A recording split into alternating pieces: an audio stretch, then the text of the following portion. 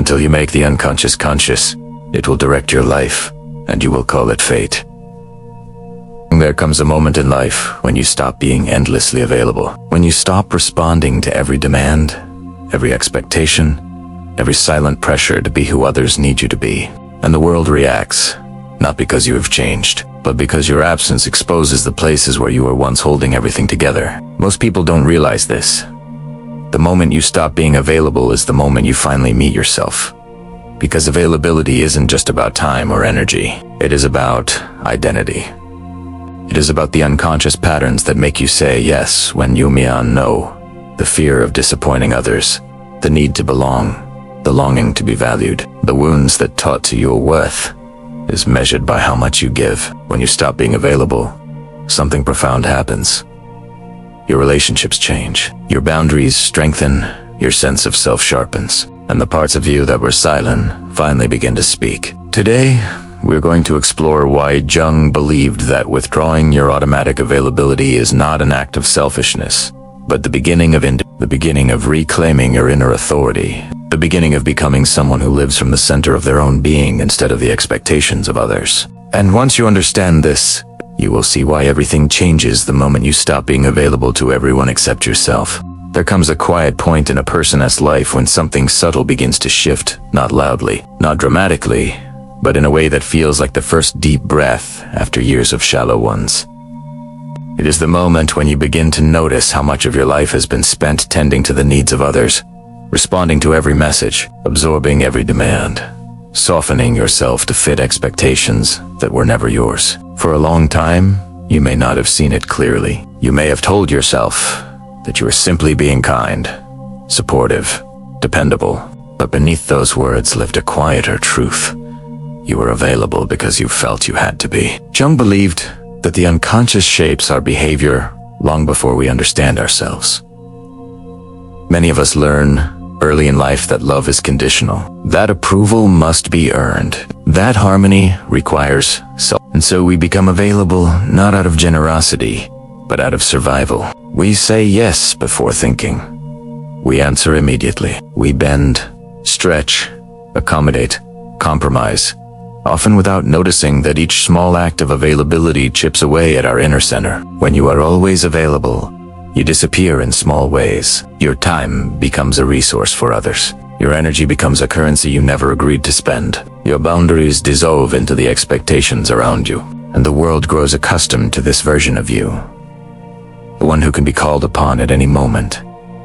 The one who fills the spaces others leave empty. But beneath that surface, something in you grows tired. A quiet exhaustion begins to form, not the kind cured by sleep, but the kind cured by truth. It is the exhaustion of living a life shaped by reflex instead of intention, of giving more than you have, of saying yes when your whole being whispers no. And then, one day, for reasons you cannot fully explain, something inside you resists. The automatic yes pauses.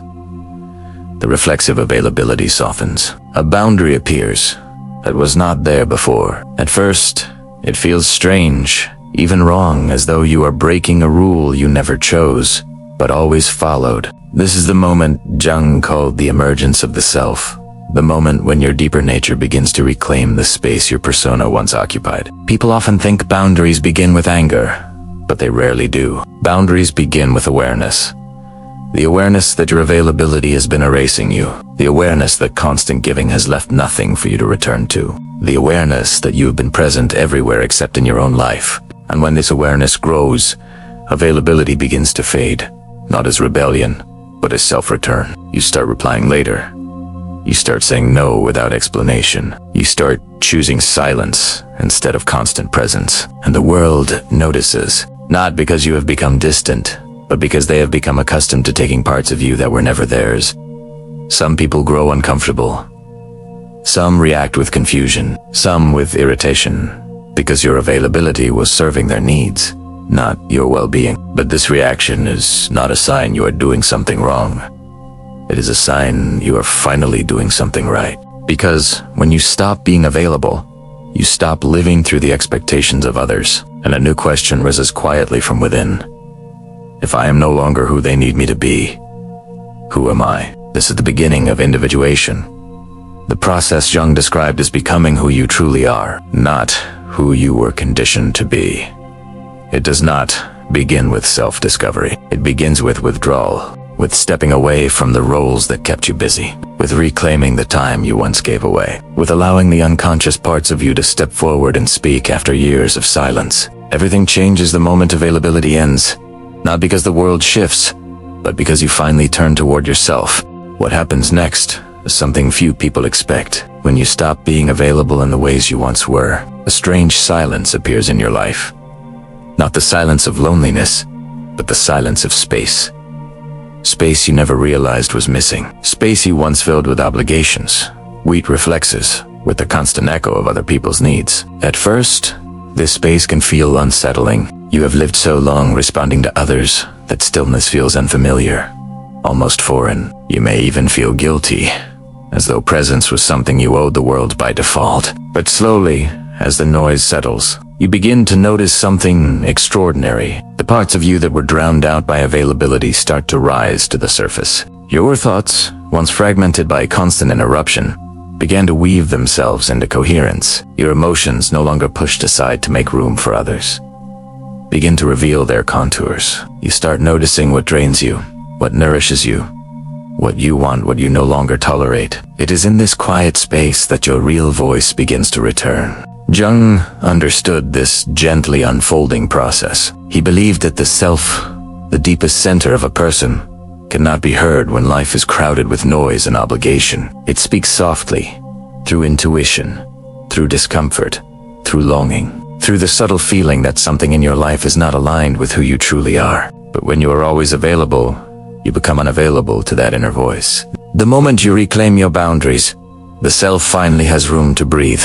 And yet, as your inner world grows stronger, the outer world begins to react. Some people will pull away, not because you have harmed them, but because your lack of availability forces them to confront their own dependence, their own expectations, their own assumptions about who you should be. Others will test your boundaries, subtly or directly, hoping you will return to the familiar version of yourself, the one who made life easier for them. It can be painful to realize that certain relationships were built not on connection, but on convenience, on what you provided, on your constant presence, on your silence. In these moments, you learned something essential.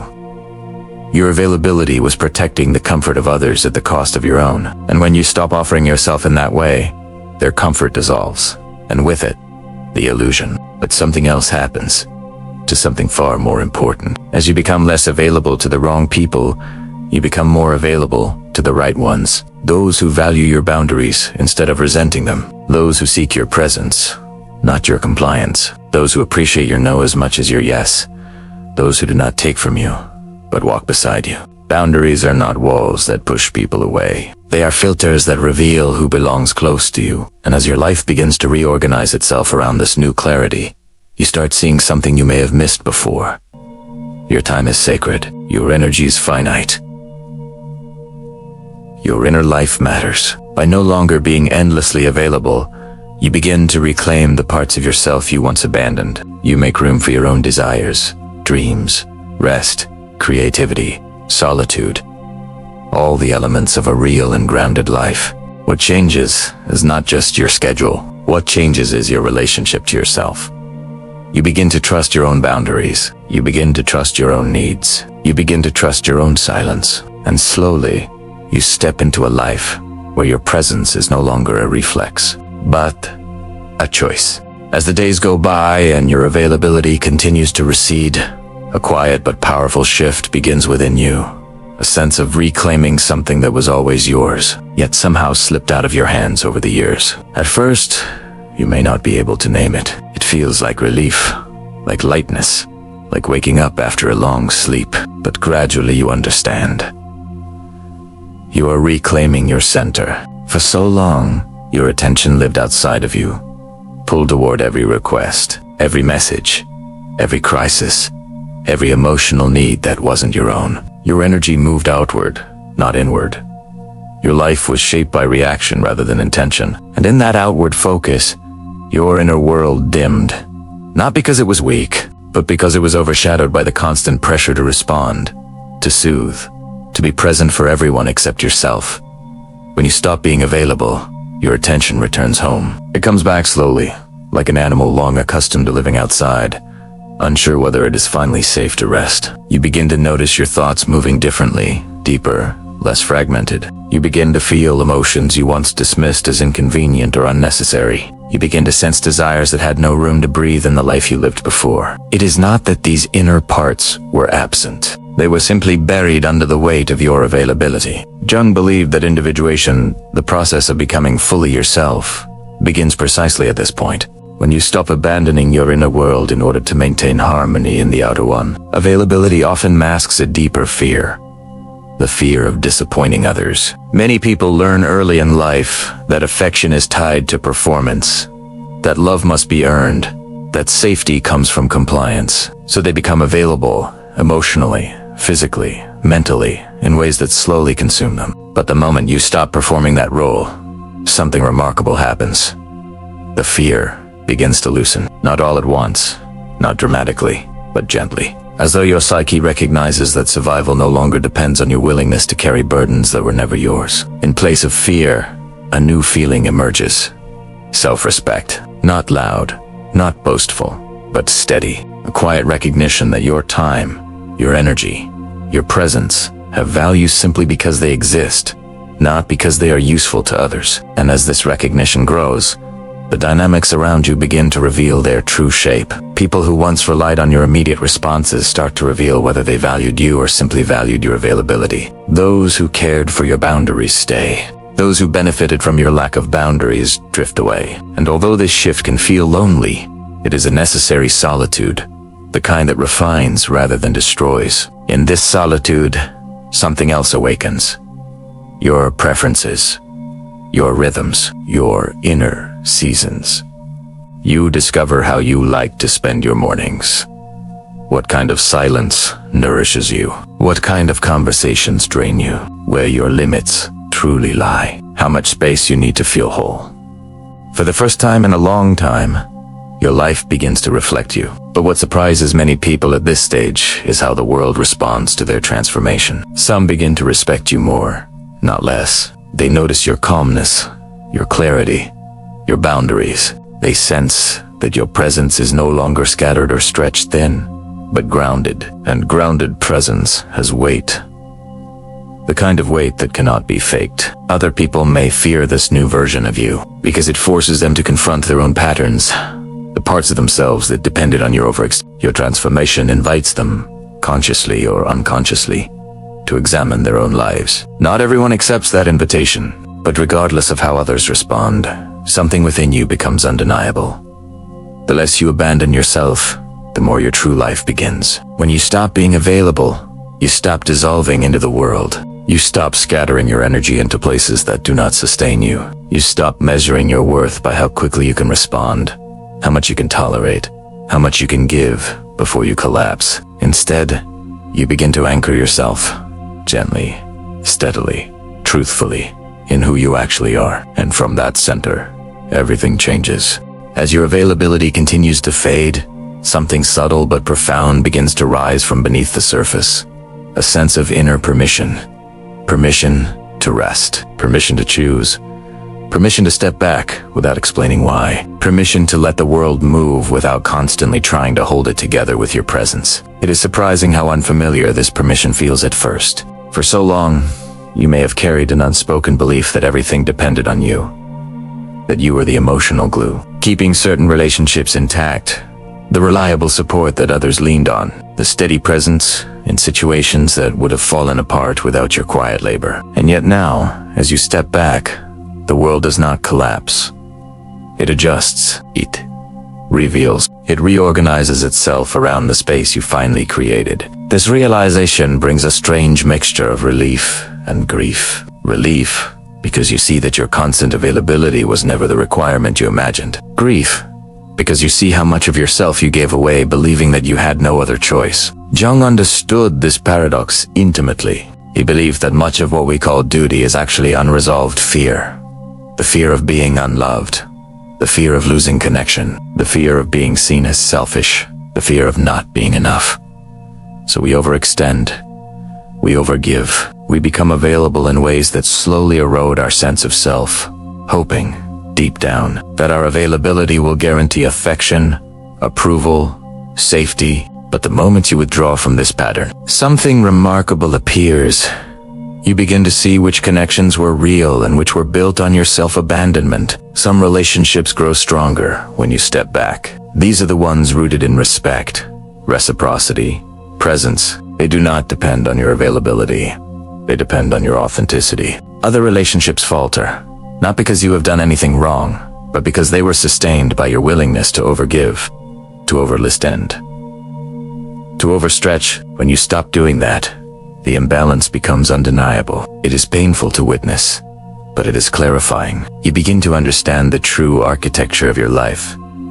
What was built on truth, and what was built on obligation. And with this clarity comes a new kind of solitude. Not the solitude of loneliness, but the solitude of coming home to yourself. You begin to recognize your limits, not as weaknesses to hide, but as truths to honor. You begin to feel your needs, not as burdens, but as signals guiding you toward alignment. You begin to sense your preferences again, the subtle ones, the ones drowned out by years of being available for everyone except yourself. A strange calm settles into your body. You walk differently. You speak differently. You respond differently. People may notice that your presence feels more grounded, more intentional. The frantic urgency that once existed around you begins to dissolve, because you are no longer living in reaction to everyone else's expectations. You begin to choose your pace instead of inheriting the pace of others. And in this choosing, you discover something Jung often wrote about: the emergence of the autonomous self. The self that is no longer defined by compliance, by performance, by the endless pressure to be what others need. The self that exists not as a reflection, but as a source. This is the part of you that was waiting beneath all your availability. The part that knows where your energy belongs. The part that trusts silence. The part that recognizes when presence is a gift and when it is a sacrifice. The part that has been whispering for years, asking for space, asking for rest, asking to be heard. Now, finally, you hear it. And the more you listen, the more your life begins to shift in ways that surprise you. Opportunities appear that were impossible to see when you were overwhelmed. Your instincts sharpen. Your intuition deepens.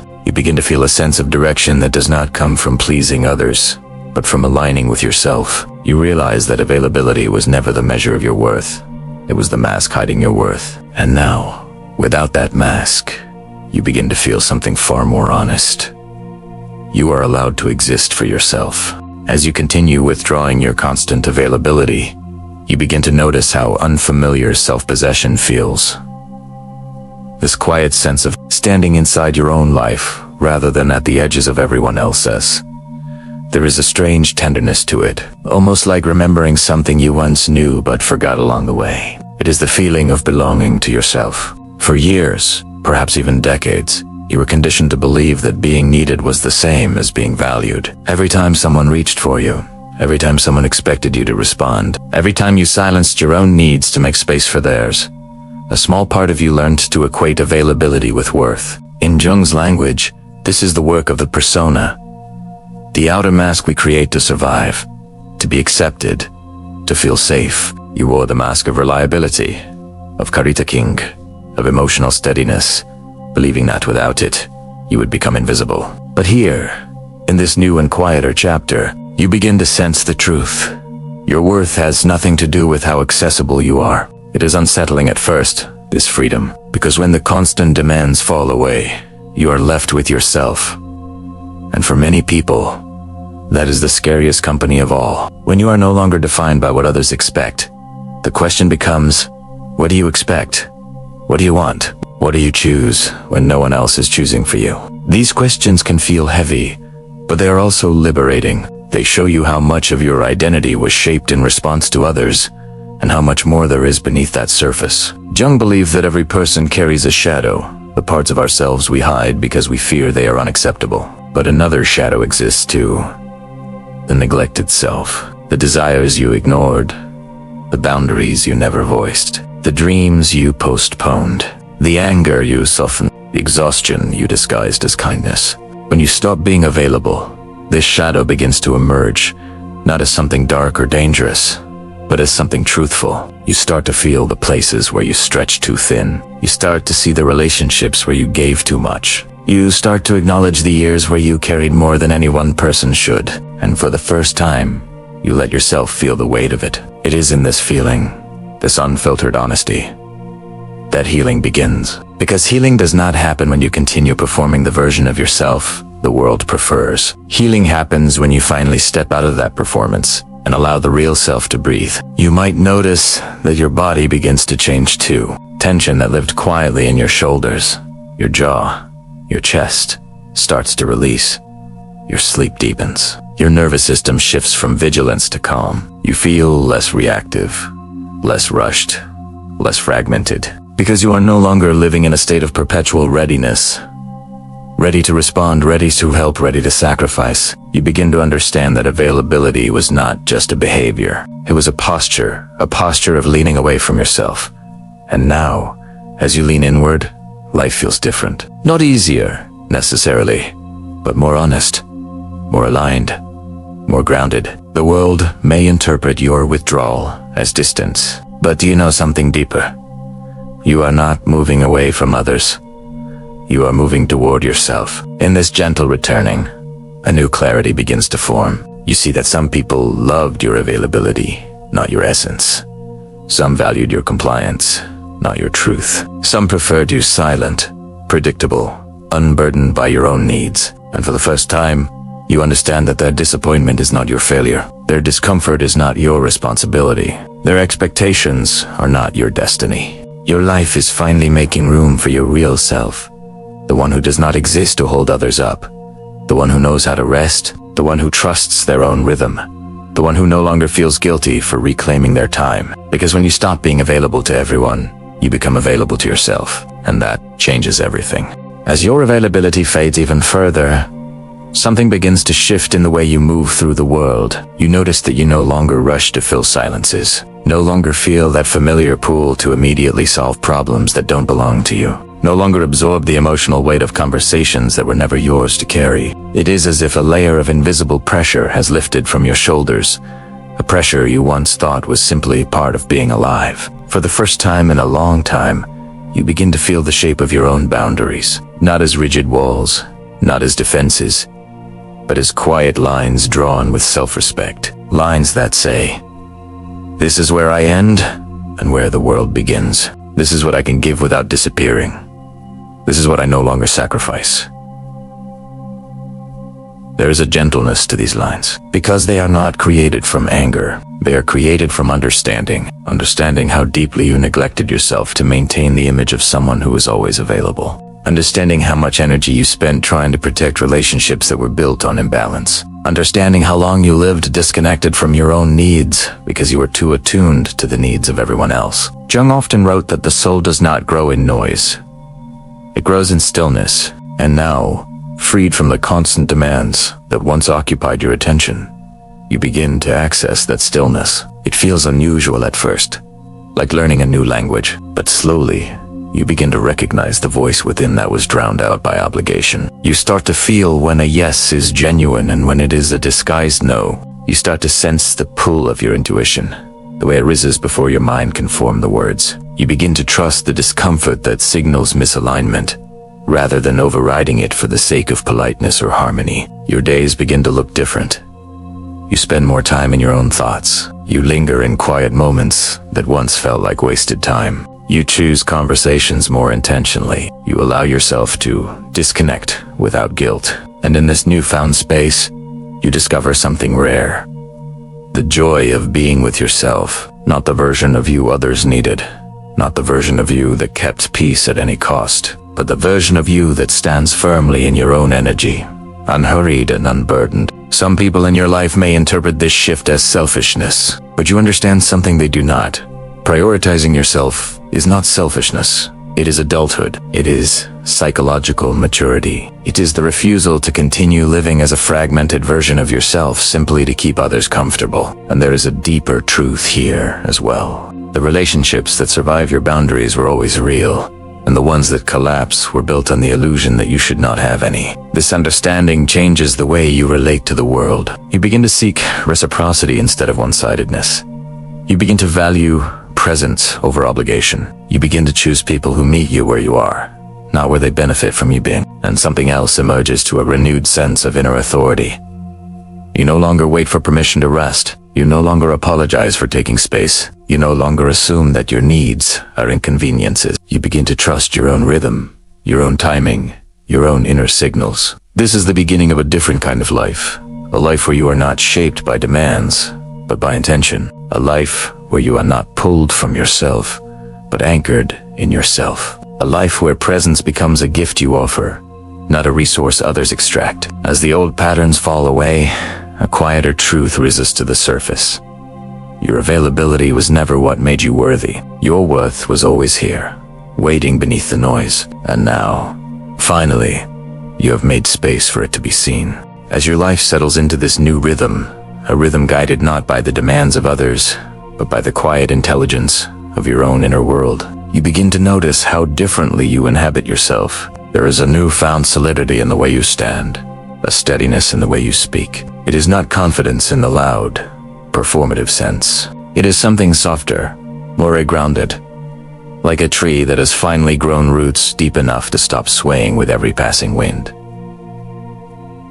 People sense this difference even before you do. They notice that your responses are no longer shaped by anxiety, but by clarity. They notice that your presence is no longer frantic or scattered, but calm and intentional. They notice that you are no longer easily pulled, persuaded, or guilty. Something in you has become immovable, not hard, but whole. Jung believed that wholeness is not achieved by adding more to the self, but by reclaiming what was lost. And slowly, without fanfare, you begin to reclaim the parts of yourself that were hidden behind your constant availability. You reclaim your time, not as something to trade, but as something to inhabit. You reclaim your emotions, not as problems to suppress, but as signals telling you where your truth lives. You reclaim your desires, not as fantasies, but as directions. You reclaim your silence, not as emptiness, but as nourishment. And most importantly, you reclaim your no. For years, no may have felt dangerous, selfish, unkind, but now you begin to understand that every no protects a yes. A yes to yourself, a yes to your peace, a yes to the life you are finally choosing with intention. There is a gentle power in this that cannot be imitated. When you no longer fear withdrawing your availability, you no longer fear losing people. You understand that anyone who leaves because you stopped giving endlessly was never truly with you to begin with. This realization does not make you bitter. It makes you free. In this freedom, relationships begin to reorganize themselves. Some grow quieter, fading into the background because they were held together by your overextended. Others grow stronger, becoming more balanced, more real, and new connections appear. People who are drawn not to your availability, but to your authenticity, to your presence, to the grounded calm that comes from someone who finally lives in alignment with themselves. This shift affects more than just relationships. It reshapes the way you engage with the world. You start making decisions from a place of intention rather than obligation. You become more selective with what you give your attention to. You stop chasing validation because you no longer feel hollow without it. You stop apologizing for existing as a full human being. And slowly, the old guilt that once accompanied every boundary begins to dissolve. You begin to understand that it was never your job to keep others comfortable at the cost of your own well-being. It was never your responsibility to carry what was not yours. It was never your duty to be endlessly accessible, endlessly supportive, Your only responsibility, the one Jung believed was the foundation of individuation, is to become who you truly are. Not the version of you shaped by fear, not the version shaped by childhood conditioning, not the version shaped by endless caretaking, but the version that emerges when you finally return to yourself. And as this version grows stronger, an unexpected peace settles into your life, a peace that does not depend on circumstances or approval. It is the peace of knowing where you end and where the world begins. The peace of choosing rather than reacting. The peace of being rooted, not pulled. The peace of being whole, not available. For the first time, you see your life not as something happening to you, but as something unfolding from within you. And from everything begins to change. As this new version of yourself begins to take shape, the version no longer stretched thin by endless availability, you start to feel a shift in your inner landscape. There is more space inside you now, not because life has suddenly become easier, but because you are no longer overcrowded by the demands, emotions, and expectations of others. You begin to feel what it's like to inhabit your own mind without constant interruption, to move through your day without the weight of invisible obligations pressing against your chest. In the quiet of this regained space, something long forgotten begins to awaken: your inner voice. Not the voice shaped by fear or comparison or duty. Not the voice that echoes what others want to hear. Not the voice that negotiates between your truth and someone else's comfort. But the original voice, the one you had before the world taught you to mute it. At first, this voice feels faint, almost hesitant. Astaugit isn't. Sure, it has the right to speak after being silenced for so long. But each time you choose not to be available, each time you honor your boundaries, each time you listen inward rather than outward, that voice grows clearer. It does not shout, it does not plead, it simply tells the truth. Jung believed that the inner voice, the voice of the self, emerges when the noise of the external world is no longer allowed to dominate our inner world. Most people never hear this voice because their attention is always pointed outward, toward expectations, toward obligations, toward the unpredictable emotional climates of others. When you stop being available, your attention finally turns inward, and the self, patient and timeless, begins to guide you. You start noticing that some things no longer resonate, even if they once did. Old patterns lose their magnetism. Places you once tolerated now feel heavy. Roles you once played feel too small. Certain conversations that once drained you become easier to walk away from. And with each shift, the question becomes quieter but more insistent. If I am no longer defined by my availability, then who am I becoming? This question does not frighten you anymore. It steadies you. It invites you to examine the person you were before life taught you to bend. You begin to remember small things. The hobbies you abandoned, the dreams you postponed, the boundaries you ignored, the promises you made to yourself but never kept. These memories do not come with regret. They come with recognition. They show you that the self you lost is not gone, only buried. And now, slowly, gently, it begins to rise. Your sense of time changes too. You no longer rush through life trying to meet every demand. A slower rhythm emerges, one that allows room for thought, reflection, and rest. You begin to understand that productivity without purpose is another form of self-abandonment. You stop glorifying exhaustion. You stop apologizing for rest. You stop measuring your worth in output. Instead, you begin to measure your life in alignment, in how closely your actions honor your inner truth. This is what real transformation feels like. Not dramatic, not chaotic, but steady and deep. It is a returning, a remembering, a rebuilding of the connection between who you are and how you live. In this process, some people drift away, not because you pushed them out, but because they were attached not to yourself, but to your availability. Others come closer, drawn to the clarity and calm that now define your presence. This is the work Jung spoke of. The slow, patient unfolding of a person's real nature once the layers of conditioning begin to fall away. You begin to see that the world does not end when you choose yourself. Instead, your real world begins, a world where you are not constantly needed, but genuinely known, not constantly drained, but intentionally connected, not constantly available, but truly alive. And as this realization settles into you, you understand something that once felt impossible. Your life was never meant to be lived in service to the expectations of others. Your life was meant to be lived from the center of your own being, and for the first time, you are finally standing there. As you continue living with this newfound relationship to yourself, something else begins to shift your sense of what you deserve. For so much of your life, you accepted what was given to you. The roles, the expectations, the emotional labor, the imbalance that disguised itself as connection. You told yourself it was normal. You told yourself it was love. You told yourself you didn't need more. But now, as your availability softens and your boundaries strengthen, you begin to feel a quiet truth rising in your chest. You are meant for a life that honors you, not one that consumes you. This realization does not come suddenly. It comes in small moments. The ease you feel when you do not rush to respond. The peace that arrives when you choose silence over explaining yourself.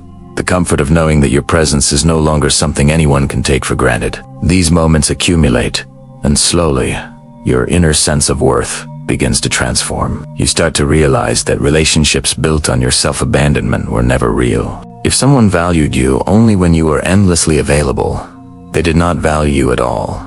They valued the version of you that made their life easier. The version without boundaries, the version without needs, the version without a voice. But now, with every step toward yourself, you become less willing to offer this diminished version to the world. Jung believed that true individuation requires confronting the deepest lie many of us carry.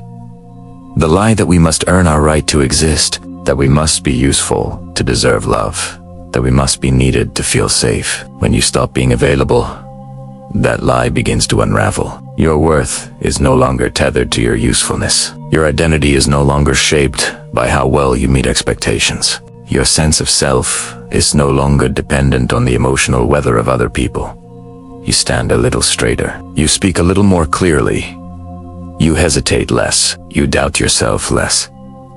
Not because you have become hardened or detached, but because you have stopped diluting yourself, and something beautiful happens. You begin attracting people who meet you at your level, people who respect boundaries, people who offer kindness without taking advantage, people who communicate instead of expecting you to guess, people who do not recoil at your no, people who are drawn to your authenticity rather than your availability. This is the quiet miracle of becoming yourself. The moment you stop being constantly available, you stop magnetizing people who depend on yourself. You start magnetizing people who want to walk beside you, not stand on top of you. And even more importantly, you stop returning to people who drain you simply because you fear losing them. Fear used to be the compass that guided you. Fear of conflict, fear of abandonment, fear of disappointing others, fear of being perceived as selfish. Now, your compass shifts inward. Instead of fear, you follow your inner alignment. Instead of guilt, you follow your truth. Instead of obligation, you follow your energy. And as this inner compass strengthens, you begin to feel something that might once have seemed impossible. You feel safe within yourself, safe in your silence, safe in your boundaries, safe in your solitude, safe in your truth. This safety is not built on walls or withdrawal. It is built on presence. The presence of someone who is no longer lost in the demands of the external world. You finally begin to see why everything changes when you stop being available. Because availability was the doorway through which you left yourself. Boundaries are the doorway through which you return. And now, standing in the middle of your own life, you realize that the person you are becoming was always there, waiting patiently for you to make space. As the days and weeks continue unfolding in this new rhythm, you begin to sense a profound inner shift that cannot be easily described in words. It feels as though the axis of your life has subtly rotated, no longer tilting outward, toward the world and its demands, but inward, toward your own center of gravity. The person who once anticipated every need, who felt responsible for every emotion, who responded reflexively to every request, begins to fade. In their place, someone calmer, clearer, and more grounded begins to emerge. This emergence is not dramatic. It is not a burst of confidence or a sudden awakening. It is more like the slow return of strength to a limb you forgot you had. Jung understood this process intimately. He wrote that the parts of us we ignore do not disappear. They wait. They wait beneath the surface, in the quiet places of the psyche, until the moment when we are finally ready to reclaim them. And now, in the silence created by the absence of constant availability, those parts begin to rise. You start to feel a new kind of clarity. Not the clarity of perfect answers, but the clarity of recognizing your own boundaries, your limits, your needs. You begin to understand that your exhaustion was not a flaw. It was communication. Your resentment was not pettiness. It was a warning. Your discomfort was not overreaction. It was intuition. All the signals you ignored while you were endlessly available now reveal themselves as wisdom. And as this wisdom returns, something else shifts. You stop apologizing for taking space. You stop apologizing for being unavailable. You stop apologizing for needing rest. You stop apologizing for choosing silence. You stop apologizing for not being everything to everyone. This is not selfishness. It is self-possession. It is the reclaiming of a life that was slowly slipping away through the cracks of your own overgiving. You begin to walk through the world differently. Your pace slows, not out of laziness, but out of intention. Your presence feels heavier, not in a burdensome way, but in a grounded way. People respond to you differently. They sense the quiet firmness, the unspoken boundaries, the inner authority that no longer needs to justify itself. Some are drawn to it. Some are threatened by it. Some misunderstand it, but none of that changes you. Because for the first time, your sense of self is not dependent on external interpretation. This change affects not only how you relate to others, but how you relate to your own future. You begin making decisions not from fear of missing out or fear of disappointing someone, but from a deeper place, a place of alignment. You realize that many of the commitments you once made were not choices at all, but obligations masquerading as commitment. Now, you choose differently. You choose what nourishes you. You choose what honors you. You choose what aligns with your inner truth rather than your external persona. And slowly, a new kind of confidence begins to form, the quiet confidence of someone who no longer betrays themselves to maintain connection. You stop chasing people who keep you in emotional limbo. You stop maintaining relationships that no longer have a pulse. You stop participating in dynamics where your silence is required for the relationship to survive. Because now you see that losing yourself is a far greater loss than losing anyone else. This insight changes everything. It changes the way you love. It changes the way you speak. It changes the way you respond. It changes what you tolerate. It changes how you move through the world. And beneath all these shifts lies one essential truth. You are no longer living in reaction to life. You are living in relationship with it, not controlled by demands, but guided by inner signals, not drained by expectations, but anchored in, not available to everyone, but profoundly available to yourself. And as this truth settles into your bones, something quiet but powerful dawns on you. Your life is becoming yours again. As this transformation unfolds, you begin to sense something profound about the nature of your availability. It was never really about time. It was never about schedules, or tasks, or responsibilities. It was about emotional access. It was about how easily people could enter your inner world, how freely they could draw from your energy, how unguarded the gates of your attention had become. When you stop being available, those gates begin to close, not out of bitterness, but out of discernment. You begin to realize that not everyone has earned the right to your inner space. Not everyone deserves the quiet corners of your mind. Not everyone should have access to your emotional landscape. The person you once were gave these things away as if they were inexhaustible. But now you see the truth. Every moment of attention is a gift. Every drop of emotional presence is a resource. Every act of listening, caring, holding, supporting, all of it costs something. And suddenly, you become aware of how much you have been spending without noticing the price. This awareness brings a new kind of responsibility. The responsibility to yourself, to protect your energy, to guard your inner life, to choose carefully who you let close, to recognize that some people come to receive, not to reciprocate. Some come to be comforted, not to connect. Some come to be held, not to hold.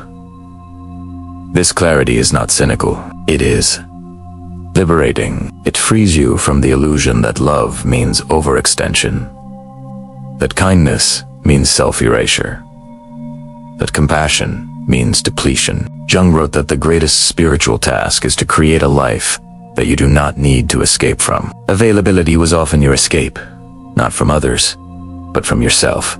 By focusing outward, by giving endlessly, by staying busy with the needs of others, you avoided the deeper truths within you. It felt noble, but it was numbness. It felt generous, but it was avoidance. It felt selfless, but it cost you your connection to yourself. Now, without that constant external pull, you begin to face the inner spaces you once avoided. At first, these spaces feel unfamiliar, almost uncomfortable.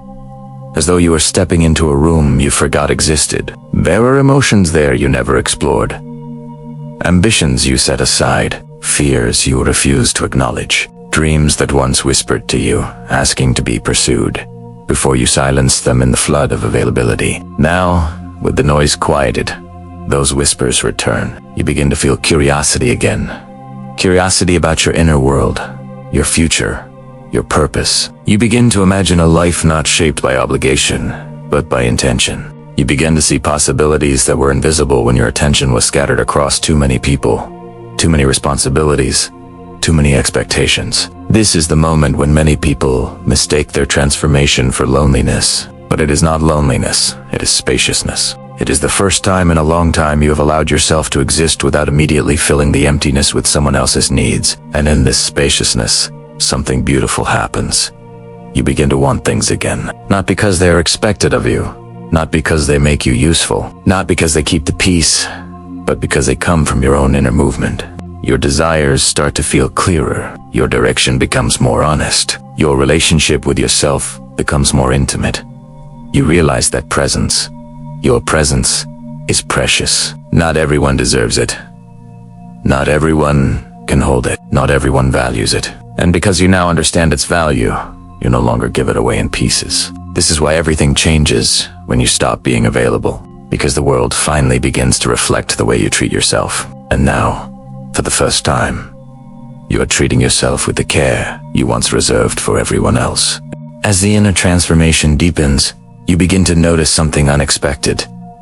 The world no longer pulls at you the way it once did. The constant buzzing of urgency, the subtle pressure to respond, the familiar impulse to step in and carry emotional weight, all of it begins to fade. Not because life has become simpler, but because you are no longer wired to react to it in the same way. Your nervous system, once tuned to the frequencies of other people's needs, begins to recalibrate itself. You feel less overstimulated, less overwhelmed, less entangled in the emotional weather around you. There is a new spaciousness inside you, as though someone quietly opened a window in a room that had been closed for years. People sense this change, even those who cannot explain it. They feel the shift in your presence, the way you are no longer reachable by every passing emotion, the way you no longer bend under every expectation, the way you no longer carry responsibilities that don't belong to you. Some interpret it as distance, some interpret it as strength. Both are true in their own way. Jung often wrote that the emergence of the self naturally disrupts the dynamics that were built on your absence. When you return to yourself, you unintentionally disrupt the patterns that relied on you disappearing. And this disruption reveals everything. You start to see relationships with new clarity, who respects your boundaries, who ignores them, who grows with you, who clings to the old version of you, who valued your presence, and who valued your compliance. This clarity is not always comfortable. Sometimes it feels like waking from a dream and realizing the room you thought was familiar is arranged differently than you imagined. But this discomfort is not a punishment. It is a doorway. You begin to understand that some connections were never meant to last beyond your healing. They were sustained by your availability, not by reciprocity. They were held together by your silence, not by mutual understanding. They lasted because you carried the weight of both people. Now that you no longer carry that weight, the structure of those connections becomes visible. Fragile, uneben, unsu. And yet, instead of feeling devastated, you feel something more honest. Relief that you no longer have to hold what isn't yours. Relief that you no longer have to pretend. Relief that your life is slowly shedding what cannot grow with you. At the same time, something else begins to appear. Relationships that feel lighter, clearer, more balanced. You start to attract people who respect your boundaries, who don't interpret your silence as neglect, who don't see your independence as rejection. People who understand that intimacy is not built on availability, but on authenticity. People who value you, not the version of you that once overgave. This is when you begin to experience connection in a new way. Your presence becomes intentional rather than automatic. Your affection becomes chosen rather than performed. Your relationships become rooted in truth rather than fear. You may speak less, but your words carry more weight. You may show up less frequently, but when you do, it is real. You may give less of yourself, but what you give is full rather than fragmented. And through it all, There is a growing sense of self-trust, a quiet knowing that you can rely on your own boundaries, your own intuition, your own rhythm. You no longer outsource your emotional stability to the reactions of others. You no longer sacrifice your well-being to maintain harmony. You no longer confuse self-neglect with kindness. This is the deeper truth people rarely talk about. When you stop being available to everyone, you become truly available to the right people. And most importantly, to yourself. You begin to feel your life aligning from the inside out. Not quickly, not dramatically, but steadily, as if each day brings you one step closer to the person you always sensed you could be. And in this alignment, there is a peace so deep, so quiet, that you wonder how you ever lived without it. There comes a moment in this transformation when you begin to notice something extraordinary, something subtle, almost invisible, but undeniably real. You no longer feel pulled apart by life. The internal fragmentation that once defined your days, the way you were split between who you were and who you thought you needed to be, slowly dissolves. The disconnection between your inner truth and your outer behavior begins to close. You no longer wear a mask of availability to earn love, approval, belonging. You no longer abandon yourself to keep peace or avoid disappointment. The self you show to the world begins to resemble the self you feel inside. This alignment brings a kind of calm that is difficult to describe but impossible to ignore. It is not euphoria, not victory, not pride. It is the quiet satisfaction of finally living in a way that does not betray you. Jung believed that this inner alignment is the beginning of wholeness. Not perfection, not enlightenment, but wholeness. A state where the conscious and unconscious begin to cooperate, where your outer life reflects your inner reality, where you stop fighting yourself in order to survive. As this alignment deepens, you begin to observe your old patterns from a distance. You watch the version of you who said yes out of fear. You watch the version who rushed to respond because silence felt dangerous. You watch the version who tolerated more than they should. You watch the version who believed love was conditional. You watch the version who lived through obligation rather than desire. And instead of shame, you feel compassion, because those versions of you are not failures. They were strategies. They were attempts at safety, created long before you had the language or power to choose differently. You survived the only way you knew how. Now, with awareness and inner space, you choose differently. This is where everything truly begins to change. For the first time, your decisions do not come from fear. They come from clarity. You no longer react to pressure. You respond to truth. You no longer rush into the emotional storms of others. You stay rooted in your own ground. You no longer feel responsible for holding up the world. You recognize that everyone must learn to carry their own weight. This shift is so deep, so fundamental, that even your body begins to reflect it. Your muscles soften. Your breath slows. Your posture opens. Your mind grows quieter. Your heart becomes steadier. You begin to feel a sense of internal spaciousness that you have not felt in years, maybe ever. This spaciousness allows you to observe life with a new kind of clarity. You see how much chaos you absorbed that was never yours. You see how many emotional dramas you participated in because you felt obligated. You see how much of your identity was built around being needed, being helpful, being accessible. And then you see something even more important.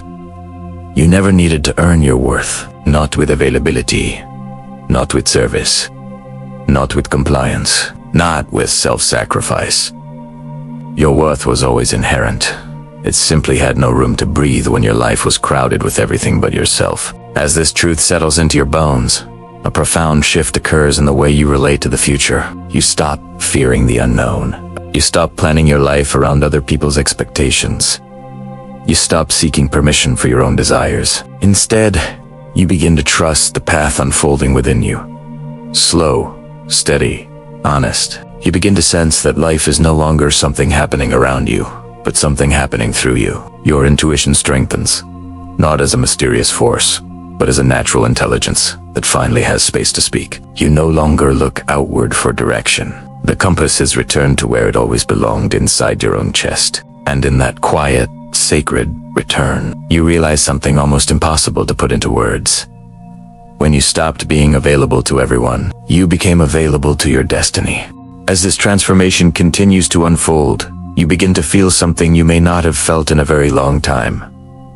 A sense of inner authority, not control, not dominance, not certainty, but a quiet, steady knowing that rises from the deepest part of you. A knowing that does not argue, does not explain, does not seek validation. A knowing that simply is. This inner authority does not shout like the fears you once obeyed.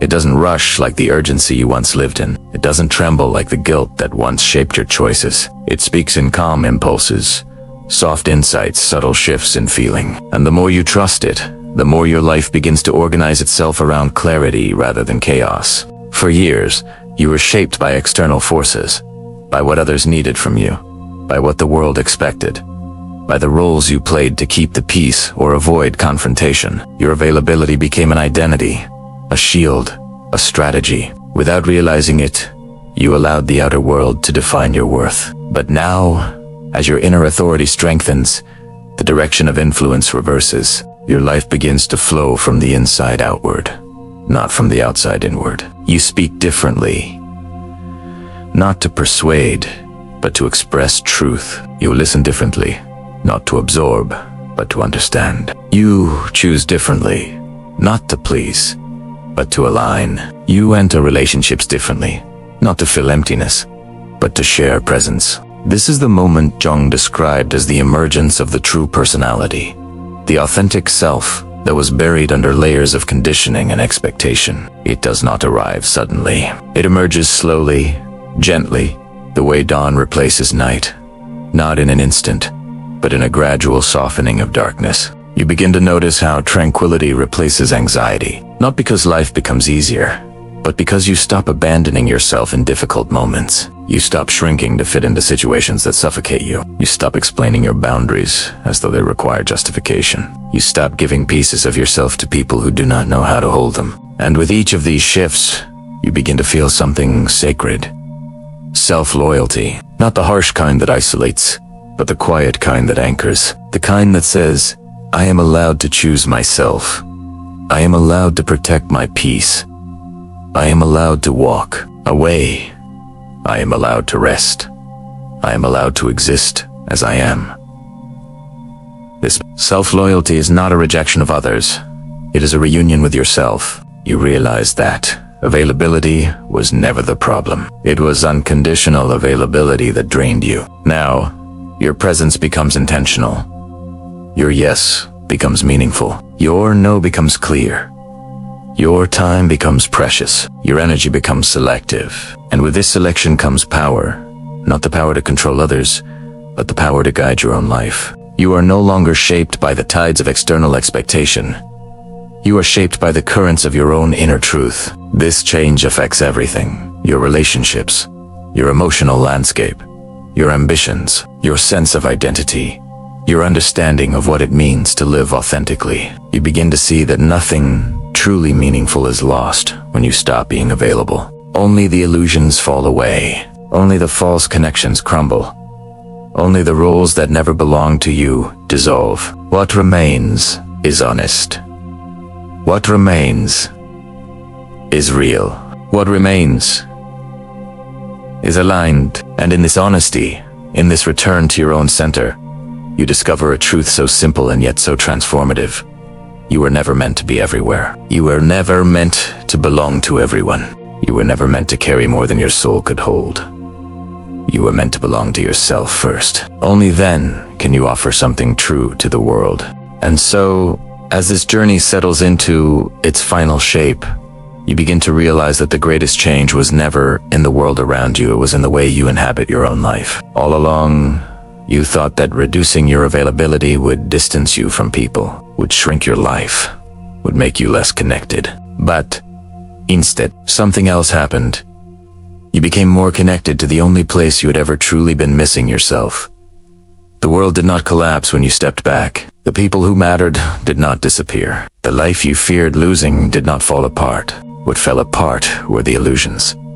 The illusions that love must be earned, that your value lies in your usefulness, that your presence is only meaningful when it is endlessly accessible.